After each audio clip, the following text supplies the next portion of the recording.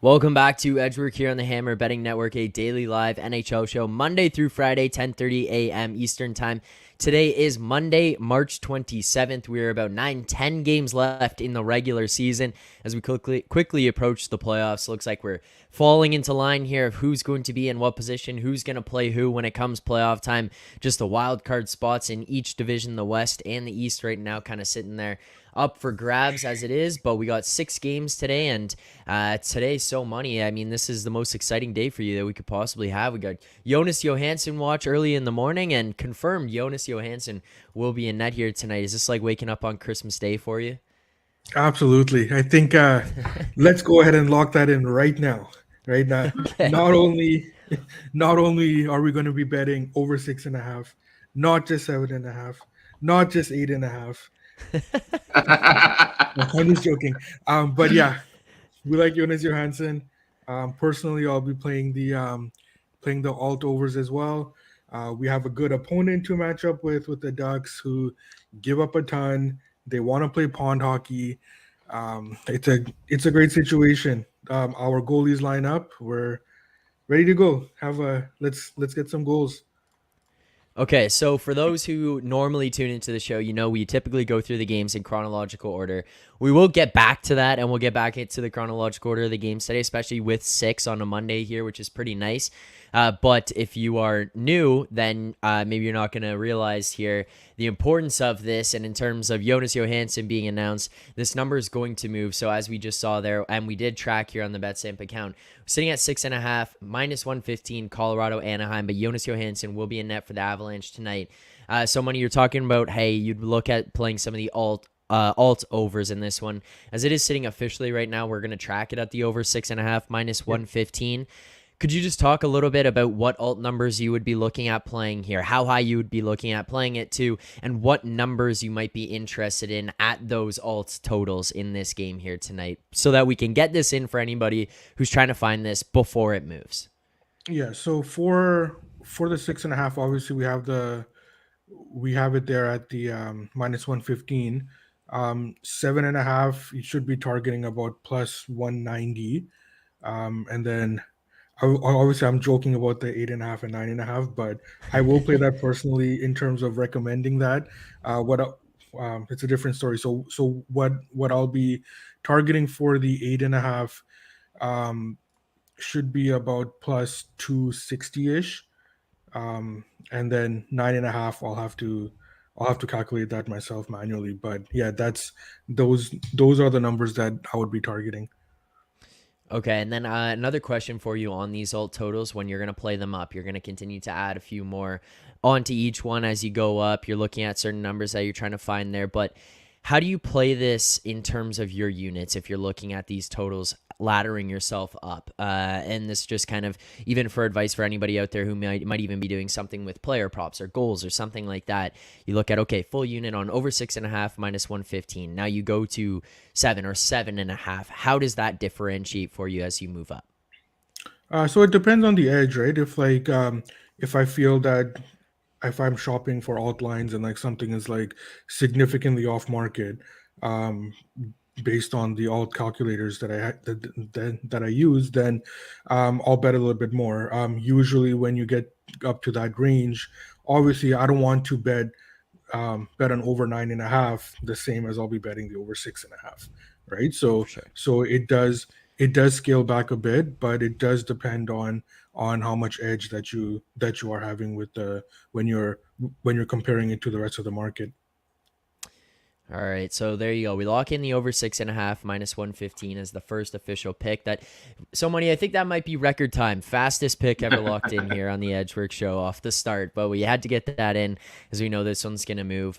So before we get into the games here as we go through that, I'm just going to ask you quickly because I think it pertains to this and part of the reason why we locked this in as fast as we did.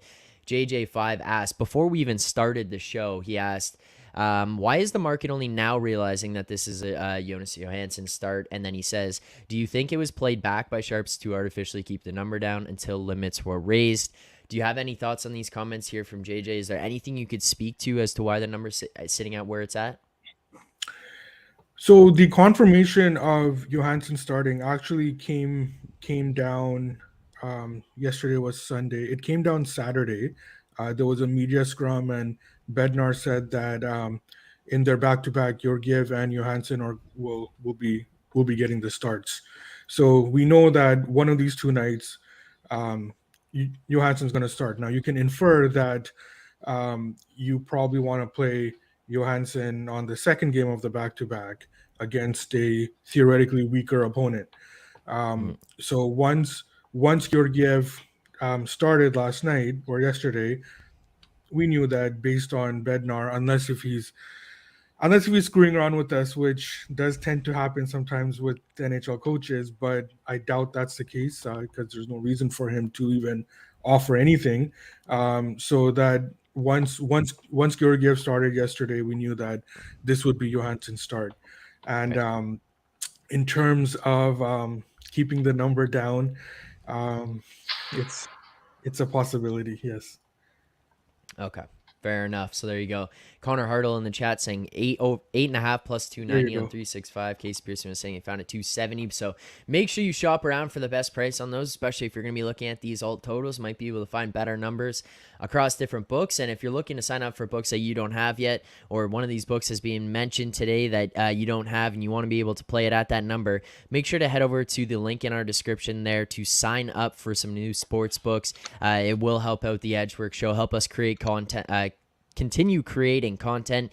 So the link in the description to sign up for new books. And of course, if you want to track all the picks that we've given out throughout the course of this year, you want to look back at what we've played, what numbers we've played them, and what books we've played them at, make sure to go over to the BetStamp app. You can find that in iOS, Android, and on web. You can find us in the Find Betters section as Edgework HQ, so you can track all of our progress from this season. A pretty good Saturday there. We're going 4-2, up a couple units on the day on the Saturday, which we give those out on Twitter every morning. So if you want to see those picks, you can find us on our Edgework Twitter account, Edgework HQ. Every Saturday morning, new picks coming out for the show for that day from all of the creators that we have. But Alex, because of this Jonas Johansson news, you jumped right into it with so money there. But I got to ask you, how was your weekend?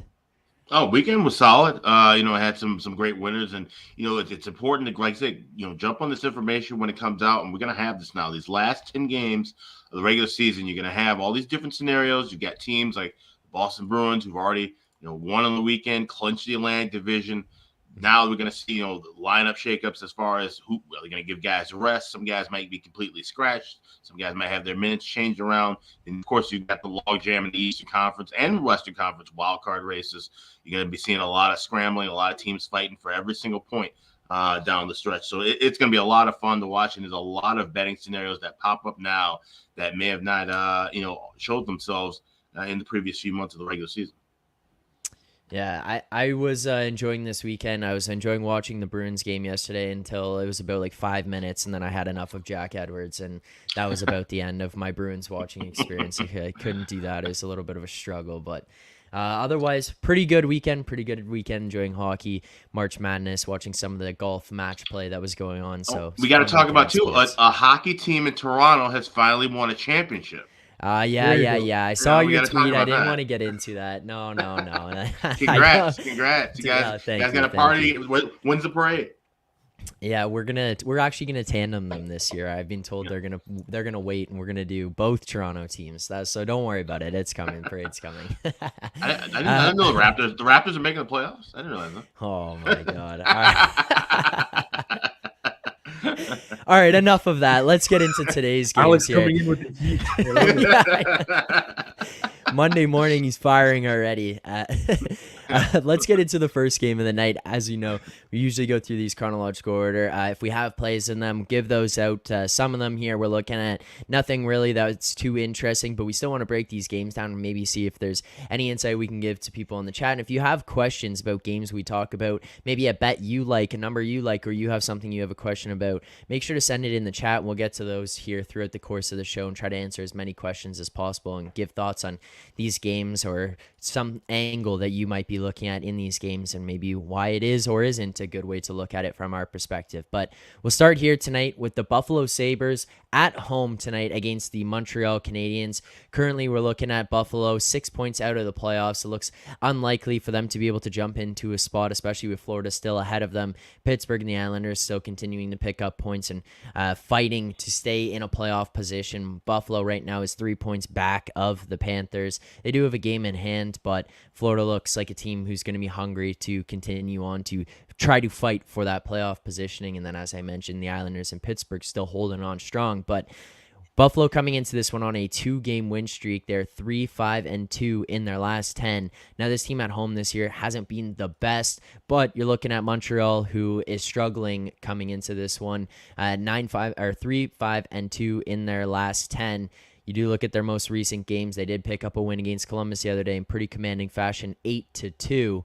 If you're going to look at this game here tonight where you're looking at Buffalo getting close to about minus 200, Alex, is there anything that you might be willing to play in this one, whether it be a money line, a total, or like a first period that you might be looking at in this between these two teams?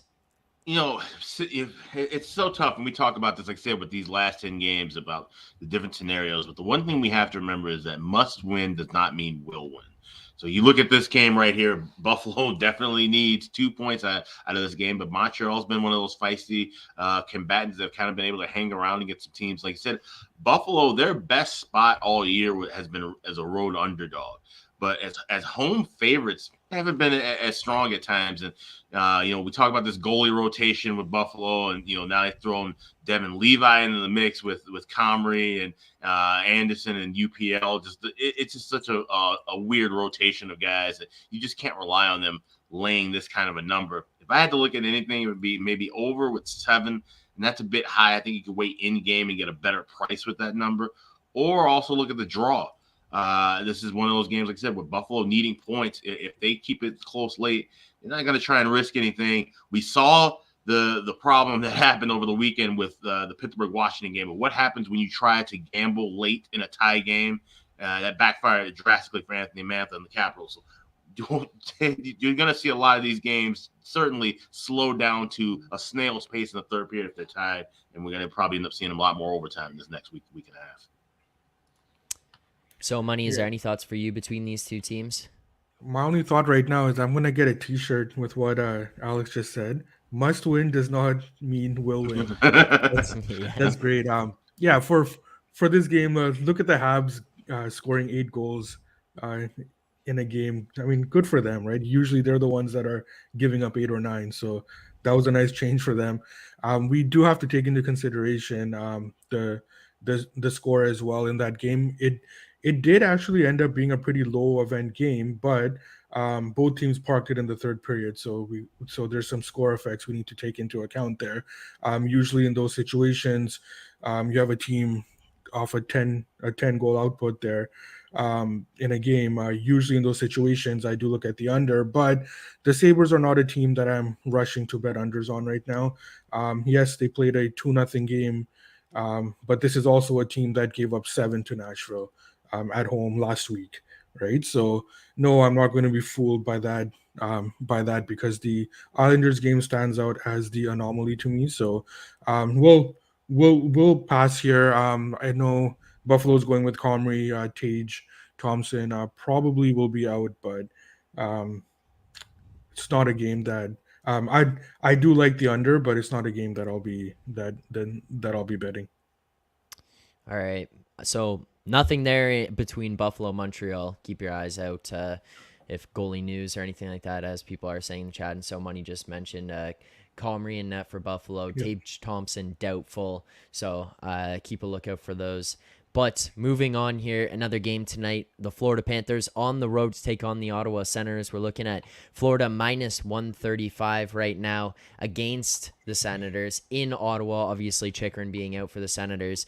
You're looking at a team here who probably about 2 weeks ago we thought might be able to push to the playoffs, and then things started to kind of fall apart for them. They weren't really able to maintain some of that success that they had over the short stretch following the trade deadline, or leading into the trade deadline as well, where we thought, hey, this is a team who might be able to sneak in, grab some points, and just be one of those pesky teams that seems to have dipped off for them a little bit. Now looking at Florida, They are sitting just outside of the playoffs. They're 3 points back of Pittsburgh, played the same number of games. They're 4 points back of the Islanders. They've only got 9 games remaining in the season, so they're going to have to make up ground quickly. And this is a spot here where I feel like after Alex said that, this is going to tee me up to say this basically for the rest of the show now. Must win does not mean will win. This is a must win spot for the Panthers tonight. Obviously does not mean they will win, but sitting at minus 135 against the Sens, Alex, would this be a spot you might look to back the Florida Panthers tonight? Yeah, if I had to bet this game, the only way I could look would be Florida. But thankfully, I don't have to bet it, and I won't because these are two teams you can't trust right now. They're just so up and down. And like I said, a couple of weeks ago, we thought both these teams could be sitting in that wild card spot. Now it seems like both of them are kind of fading out. Certainly with Ottawa and the Chikrin injury. I mean, that's just super unfortunate. To make that trade and have that move, and all of a sudden, a couple of games in, he goes down, and that's really just been the tale of the tape for Ottawa all year. They've had the injury issues, even starting with Cam Talbot at the beginning of the year. They've never been able to get their footing and have a full healthy squad the entire time, and so they're just going through the motions of the growing pains. Florida has just been more inconsistencies than injuries. So like I said, laying $1.35, not crazy about doing that, but like I said, I think Florida's in a better spot to get the win here, and like I said, certainly needing the points just as much, if not more, than Ottawa. Yeah, I watched that Rangers Florida game yesterday because I just or the other night because I just love to torture myself. I had the I had the Panthers in that game, and I mean the Rangers they've been doing it since '94 to me, so they just keep sticking it to me. But the first thing I noticed about tonight's game is that Bobrovsky is experiencing the dip that we've talked about the last couple of weeks. The workload is just too heavy. It's just too much for him at this point in his career. It's unfortunate because they were counting on Spencer Knight to alleviate that workload, but of course that hasn't worked out for them.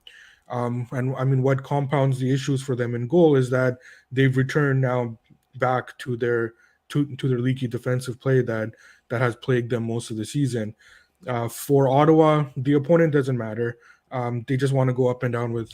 They just want to go up and down with like any team they play.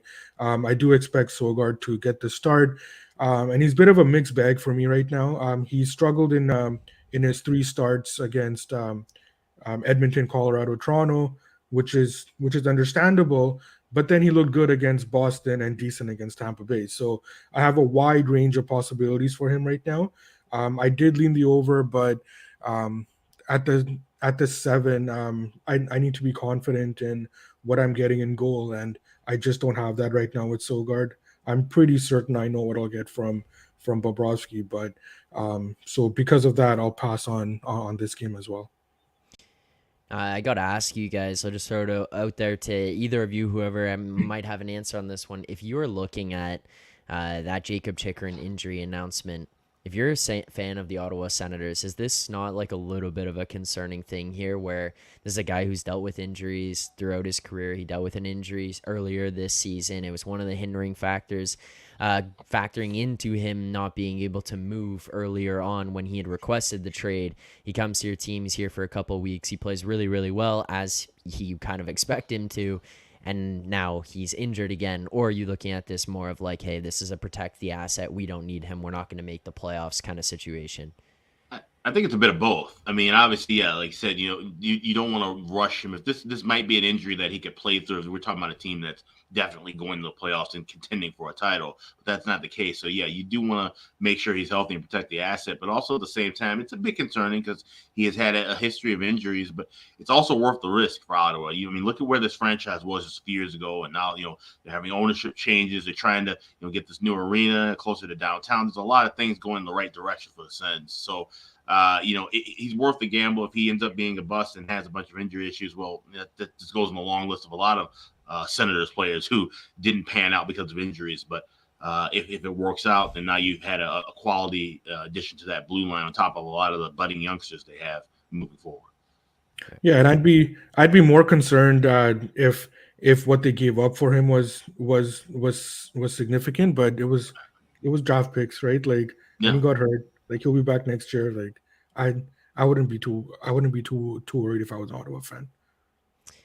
All right, another game here tonight. This is a matchup between two teams in the Metro right now. New Jersey currently sitting in the second position, just behind Carolina Hurricanes. 3 points back of them. They have officially clinched their playoff spot, hitting that 100-point mark this season. You're looking at them 4 points up on the Rangers as well here, coming off a win against the Ottawa Senators 5-3 the other night. And this team 5-3-2 in their last 10, now facing off against an Islanders team who's holding on to the first wildcard spot in the East. They're a point up on Pittsburgh. They're 4 points up on Florida, trailing behind them. But coming into this one in the island, the Islanders are on a 2-game losing streak, having lost to two a little bit lower tier teams here, if you're going to consider that. Columbus 5-4 the other day, as well as Buffalo 2-0. And even Jeremy Cohn here saying, speaking of alt line ladder, someone asked Todd how high we are going on Jack Hughes shots on goal tonight in this matchup. But so, Money, if you're looking between the Devils and the Islanders, is there anything that would be playable in this one for you? Anything that you find enticing? The line is fair. I think Devils being installed as a clear road favorite. It's pretty much where I had it as well. Their play has been strong, even though they haven't gotten the results lately. Of course, this does coincide with a bit of a dip in their goaltending play, which does highlight the concern. Pretty much the only concern I have for the Devils going into the playoffs, and that's if they're able to get consistent goaltending. We know that this team drives play. We know that they're good defensively, but whether they decide to use Vanacek, Blackwood, Schmid, Martin Brodeur, or Chris Terreri, whoever they want to use, it's just going to come down to the Devils will go as far as their goaltending takes them. So that's something that I'm looking out for them. For tonight, I do favor the Devils matchup-wise, but of course the Islanders have the significant edge in goals. So I will lay off this game, but watching the Devils goaltenders and how they manage that situation there is something that I'll be having my eye on. Right. Yeah, and the interesting thing with this game, and you talk about the Islanders having the edge in goaltending, they've gone 4-2 to the over in their last 6. So we're still seeing some kind of issues on the defensive end, or we're seeing the odd burst of more goals than 2 or 3 for the Isles. So we're seeing these games going over right now. Like I said, you add that in with the Devils, we know their offense. I said they're going to get tons of shots off, but they also have the odd soft goal or two that comes in their way. So I would look at that over 6 in this game. The one thing I did play was the draw at plus 330. Definitely love that spot. Of course, you said Devils still needing points, trying to keep ahead of the Rangers in that Metro Division race. Islanders just want to get every point they can to hang on in that wild card spot. So definitely feel like it could be a tight game going back and forth. So I like goals here over 6, but I also think it can go past 60 minutes. So I took a shot with the draw at plus 330 as well. And that's actually a great. Go ahead, somebody. Sorry. No, I was just going to say that's actually that's a great point that Alex is making with the overs in Islanders games, and we kind of touched on this last week where the Islanders are not scoring at the pace that they're generating offense. So it's likely that that's going to start turning around for them, and they are starting to put the puck in the net. And I think that it's a pretty big misconception in the marketplace right now that looks at the Islanders as a very defensive team. They have been, but that's not the way they play anymore. They are more willing to kind of get up and down, and I think that if you have a goaltender like Sorokin, I think you're more able to take chances like that. So I think we're seeing this from an Islanders team that's not the same team that we've become accustomed to.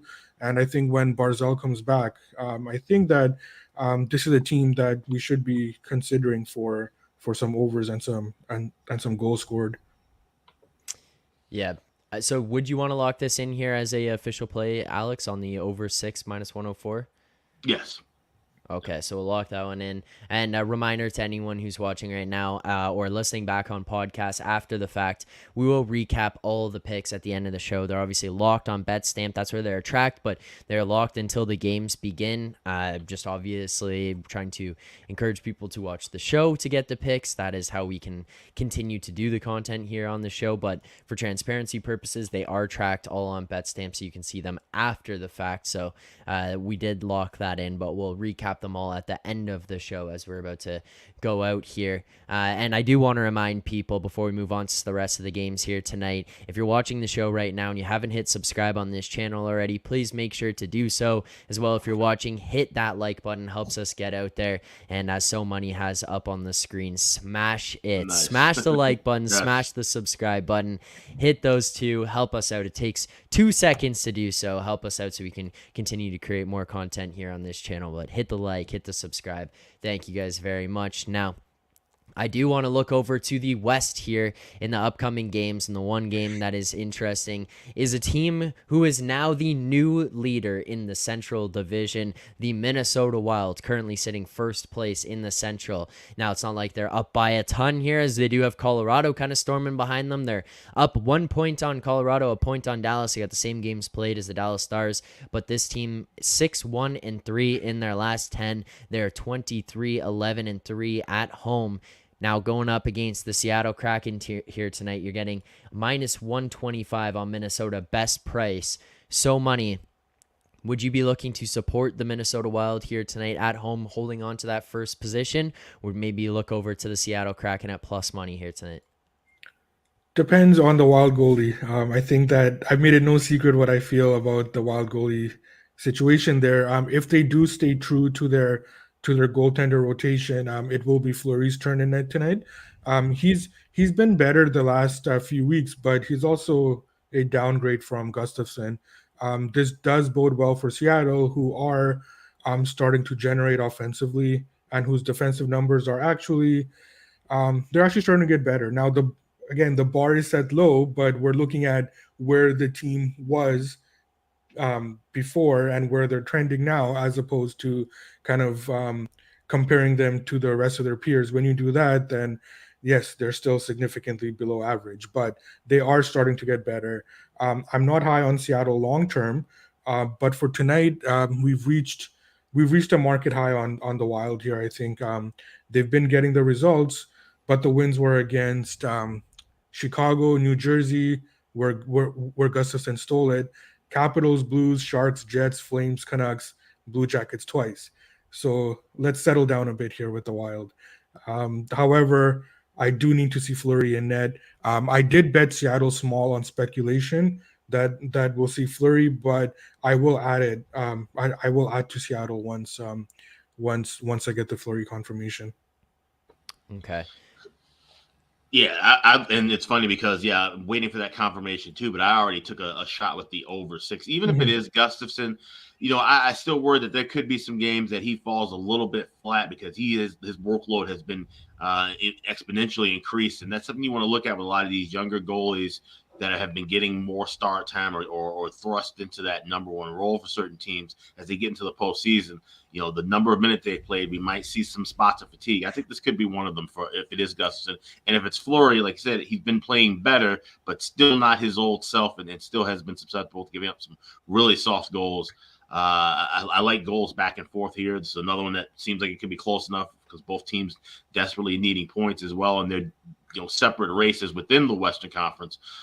So I like another goal fest here, and probably one that it will end up going past 60 minutes. The Wild, one of 9 teams to have at least 20 or more regulation draws this season. So that's been a profitable bet for them all season long. Oh. I didn't realize it was that high. That's amazing.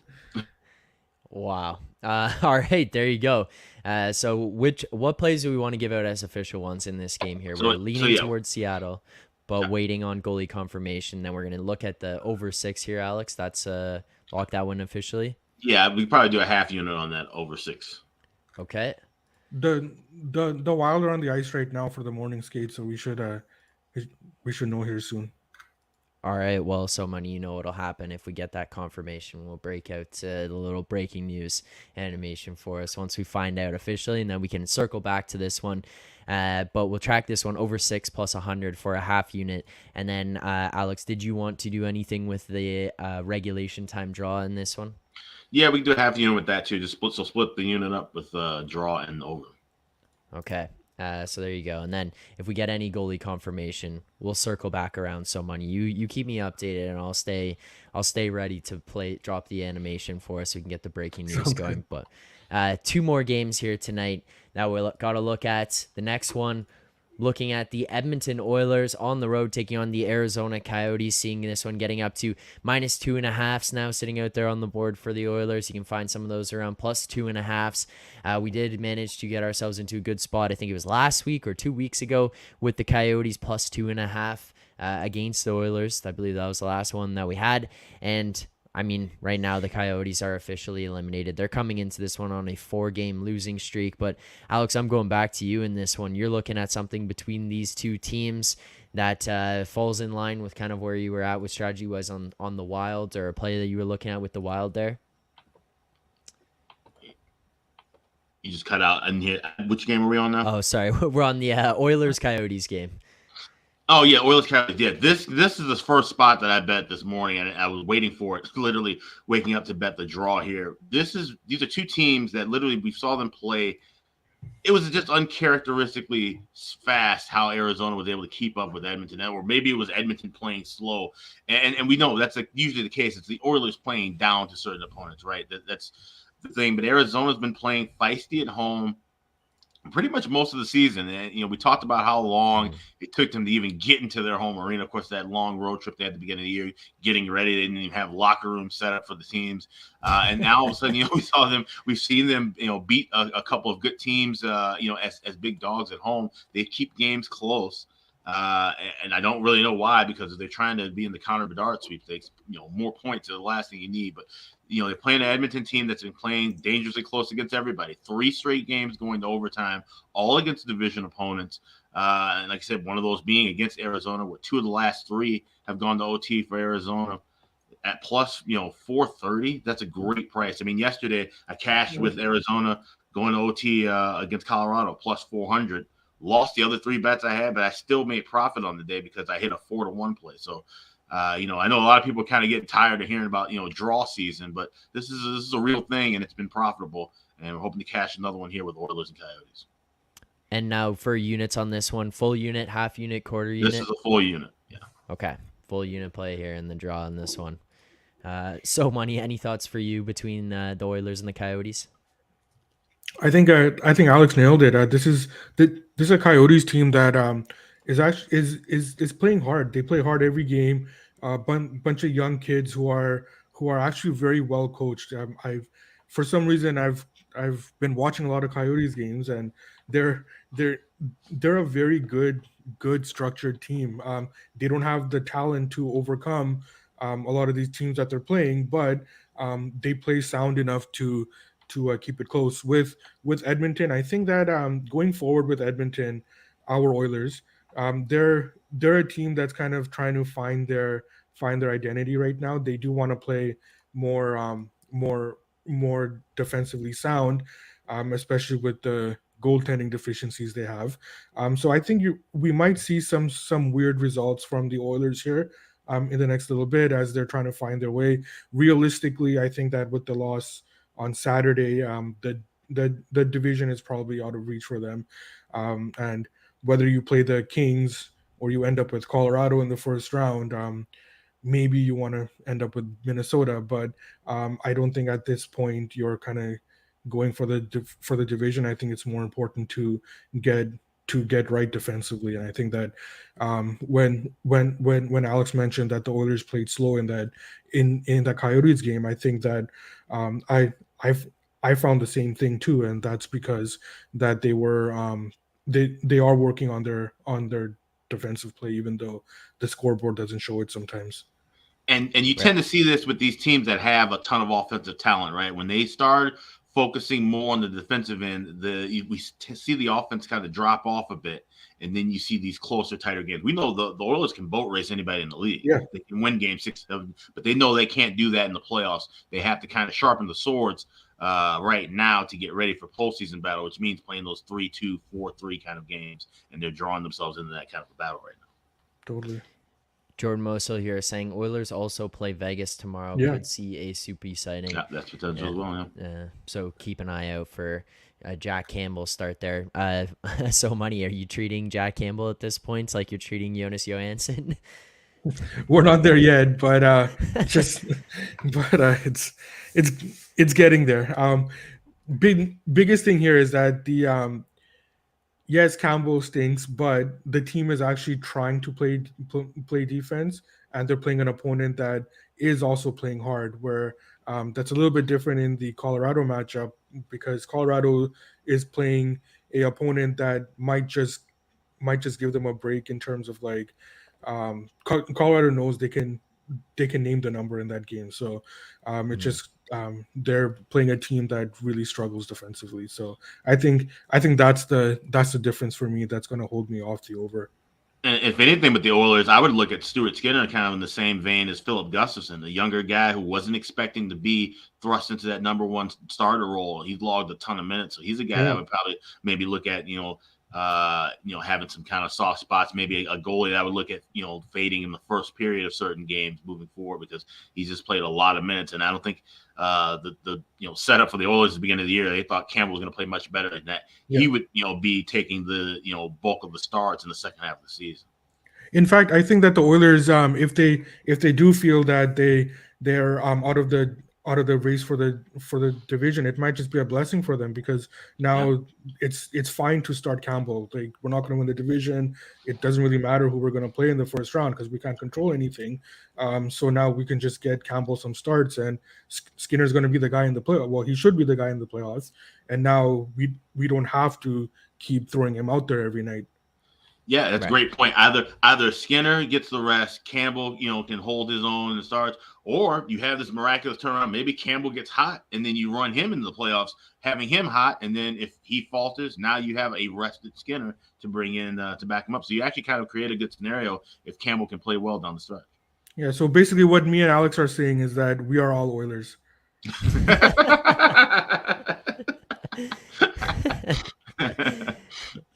All right. Final game of the night here. We gave out the best bet for this one, but we'll just circle back if there's any other final thoughts between the Colorado Avalanche, the Anaheim Ducks. You're looking at Colorado coming into this one 8-2 in their last 10. This team is really, really heating up. 2-game win streak. They're 23-11-1 on the road. Now second in the Central, a point back of Minnesota. Like, this team has really climbed themselves right back into this one. Could be looking at a position to take first in the Central to close out this regular season here. We obviously locked in the over 6.5 -115 right to open the show. We've seen movement on it through to the point now where it's at -120, seeing some of the other sharper books moving -124. I imagine that'll continue to move on throughout the course of the day here. But Alex, we'll go to you because we heard so Money's thoughts, at least on the total in this one.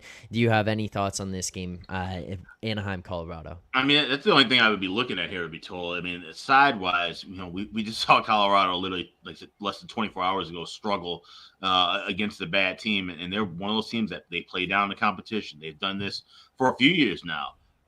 Games where they should win, and all of a sudden you see it's, they're down 3-2 late and have to come from behind and win the game in overtime or a shootout. But this Anaheim team I can't really trust either. It's a tough game from a side. It could easily be 6-3 Colorado, or it could be 7-6 Anaheim if Johansson falters, which we're kind of all expecting. So I would just look to play the total, go over, and probably stay away from everything else. All right. And final thoughts on this one, so Money. Yeah, I mean, I joke about all the goals that I'm expecting this game, but Colorado's a team that they do want to play sound defensively as well. A lot of my thought process here is that whenever you have a team like Colorado that is a strong defensive team, when they get matched up with a team that is clearly inferior to them and allows them to kind of run and gun a little bit, you tend to see those teams kind of opening it up a bit. So that's one of the big things I'm looking at here. Obviously, I'm not expecting 12, 13 goals. It would be nice, but we also have to be realistic as well. So I do like the over quite a bit. I like the over a lot, but we also have to keep the way that Colorado is basically going to dictate the pace of this game. So, and that's something that we need to keep in mind as well. So, would you take a shot with Anaheim over 2.5 at even money? I'm seeing that around a couple. Yep. Yeah, I would, and it's just gonna come down to the way that Colorado wants to play, right? And if Colorado wants to win this game 5-1, then it's gonna happen, right? So, Right. but I do think that where I rank Jonas Johansson, and just I've never seen a goaltender rank so low with my numbers. It just doesn't make sense for me personally not to take shots like that against him.